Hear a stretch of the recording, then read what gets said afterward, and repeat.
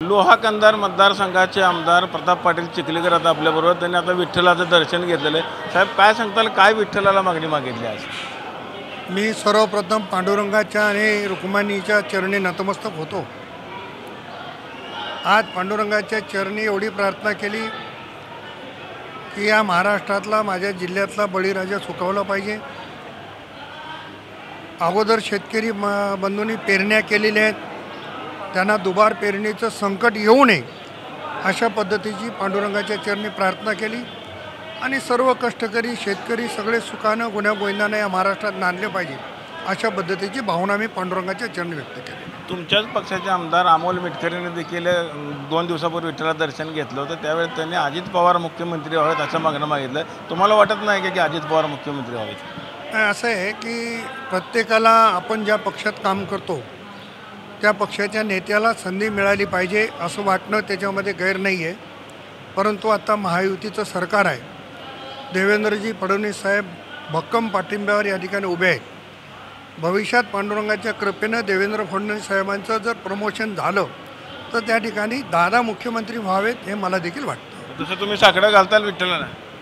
निश्चितपणानं फडणवीस साहेबांना जर याच्यापेक्षाही मोठं पद मिळत असेल तर दादा मुख्यमंत्री झाले पाहिजे असं साकडं मी पांडुरंगाला निश्चितपणानं घालतो. आजपर्यंत तुमचे वक्तव्य पाहता तुमचा जो विरोधक महाविकास आघाडीपेक्षा तुम्ही भाजपला जास्त विरोधामध्ये त्या भागात मानताय?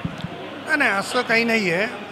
कसं आहे की दोन बाजू जेव्हा वेगवेगळ्या पक्षात काम करतात तेव्हा अशा पद्धतीचं वातावरण निर्माण होते. शेवटी मी अनेक वेळेस सांगितलं की महायुतीचे नेते मंडळी जो निर्णय घेतील तो आम्हाला बंधनकारक राहील.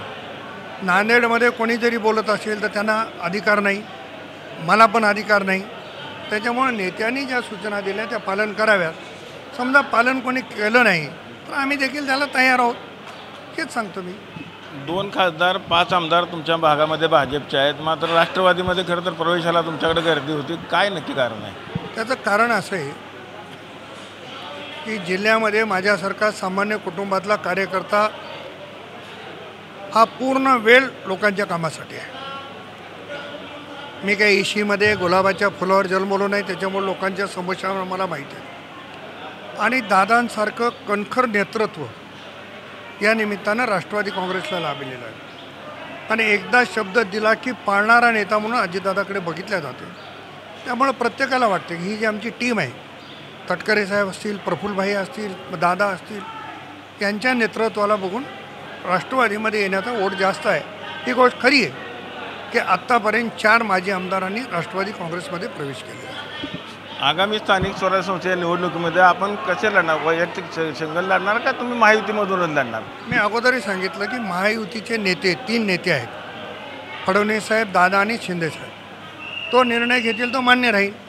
समजा त्यांनी मैत्रीपूर्व लढायला परवानगी दिली तर राष्ट्रवादी काँग्रेस नांदेड जिल्ह्यातला नंबर 1चा पक्ष आहे आणि राष्ट्रवादी काँग्रेस राष्ट्रवादीच्या सिंबॉलवर जिल्ह्याच्या पूर्ण जागा लढवण्याच्या तयारीत आहे. आता भाजपचे जे खासदार प्रताप आपले अशोक चव्हाण आणि तुमचं अजूनही काही मतभेद आहेत दोघांमध्ये, युतीमध्ये तुम्ही एकत्र आहात, कसं भविष्यामध्ये तुम्ही एकत्र येणार?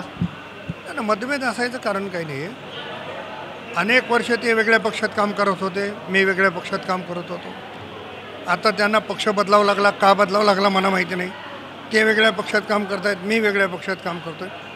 त्याच्यामुळं त्यांच्या पक्षाची भूमिका ते मांडण्याचा प्रयत्न करत आहेत, माझ्या पक्षाची भूमिका मी मांडण्याचा प्रयत्न करतो. त्याच्यामुळे वाद असण्याचा विषय नाही. आणि 2 पक्ष जेव्हा वाढवायचं ठरते तेव्हा अशा पद्धतीच्या काही गोष्टी घडत असतात. मुख्यमंत्री देवेंद्र फडणवीस यांच्या नेत्यांची बैठक बोलावली होती. आगामी ज्या निवडणूक आहे त्या पार्श्वभूमीवर बोलवली होती, मात्र राज्यामध्ये नंबर 1चा भाजप पक्ष करण्याकरता कामाला लागा असे देखील त्यांनी आदेश दिलेले. त्यात गैर काही नाही ना. ते भारतीय जनता पक्षाचे नेते म्हणून त्याने तसा आदेश दिलेला आहे. पण महायुतीचे नेते म्हणून ते अनेक वेळेस जेव्हा बोलले तेव्हा महायुती एकत्र लढेल हेच वाक्य फडणवीस साहेबांनी वापरलेलं आहे. तसं ज्या त्या पक्षाच्या तयाऱ्या आम्हाला पण दादा सांगतात की आपल्याला पण पूर्ण तयारीने उतरायचं आहे. समजा काही ठिकाणी युती जमलीच नाही, स्थानिक पातळीवर खूप मोठे वाद असतात, तर अशा ठिकाणी तयारी करणं हे भाग आहे. म्हणून त्या पद्धतीनं फडणवीस साहेब बोलले असतील असं मला वाटतं.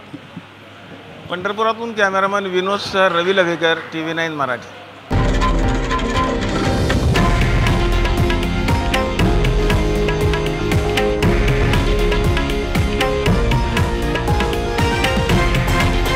हे आहे देशातील नंबर 1 न्यूज नेटवर्क आणि आपण पाहत आहात TV9 मराठी, एकमेव.